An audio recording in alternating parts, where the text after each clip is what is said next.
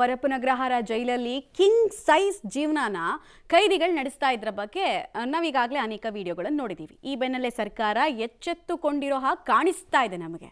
ಅದರ ಮುಂದುವರೆದ ಭಾಗವಾಗಿ ಇವತ್ತೊಂದು ಹೈ ವೋಲ್ಟೇಜ್ ಮೀಟಿಂಗ್ ಇರುತ್ತೆ ಅನ್ನೋದರ ಮಾಹಿತಿ ಇದೆ. ಡಿಸಿಷನ್ ಏನಾಗುತ್ತೆ, ಯಾರ್ಯಾರ ತಲೆದಂಡ ಆಗುತ್ತೆ, ಮತ್ತಿದಕ್ಕೊಂದು ಪರ್ಮನೆಂಟ್ ಸೊಲ್ಯೂಷನ್ ಸಿಗುತ್ತಾ ಅನ್ನೋದು ಪ್ರಶ್ನೆ ನಮ್ಮದು.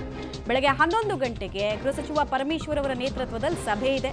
ಜೈಲಧಿಕಾರಿಗಳ ವಿರುದ್ಧ ಈಗಾಗಲೇ ಪರಮೇಶ್ವರ್ ಅವರು ಅಸಮಾಧಾನವನ್ನು ವ್ಯಕ್ತಪಡಿಸಿದ್ದಾರೆ. ಸಭೆಗೆ ಪರಪ್ಪನಗ್ರಹಾರ ಜೈಲಧಿಕಾರಿಗಳು ಬನ್ನಿ, ನಿಮಗೊಂದು ಆತಿಥ್ಯ ಕೊಡಬೇಕು, ನಾವು ಕೊಡೋ ಕೆಲಸ ಮಾಡಿದಿರಿ ನೀವು ಅಂತ ಗೃಹ ಸಚಿವರು ಕರೆದಿದ್ದಾರೆ. ಇನ್ಫ್ಯಾಕ್ಟ್ ಈ ಮೀಟಿಂಗ್ನಲ್ಲಿ ಎಡಿಜಿಪಿ ದಯಾನಂದ್ ಅವರು ಕೂಡ ಇರ್ತಾರೆ ಅನ್ನೋದು ಗೊತ್ತಾಗ್ತಾ ಇದೆ. ವರದಿ ಆಧರಿಸಿ ಉನ್ನತ ಮಟ್ಟದ ತನಿಖೆ ಆಗುತ್ತಂತೆ. ಕೈದಿಗಳ ಕೈಗೆ ಇನ್ಮೇಲೆ ಹಾಗಾದರೆ ಸವಲತ್ತುಗಳು ಸಿಗದೇ ಇಲ್ವಾ, ಅಥವಾ ಇದು ಕೂಡ ಇನ್ನೊಂದು ಎಪಿಸೋಡಾ, ಮೆಗಾ ಧಾರಾವಾಹಿಯ ಒಂದು ಟ್ವಿಸ್ಟ್ ಆ್ಯಂಡ್ ಟರ್ನ್ ಇರುವಂತಹ ಎಪಿಸೋಡಾ ಅನ್ನೋದು ಒಂದು ಪ್ರಶ್ನೆ. ಯಾಕಂದರೆ ನ್ಯಾಯ ವ್ಯವಸ್ಥೆ ಬಗ್ಗೆ, ಶಿಕ್ಷೆ ಕೊಡುವಂತಹ ರೀತಿ ಬಗ್ಗೆ ಜನರಿಗೀಗ ವಿಶ್ವಾಸಗಳೇ ಹೊರಟೋಗ್ಬಿಟ್ಟಿದೆ.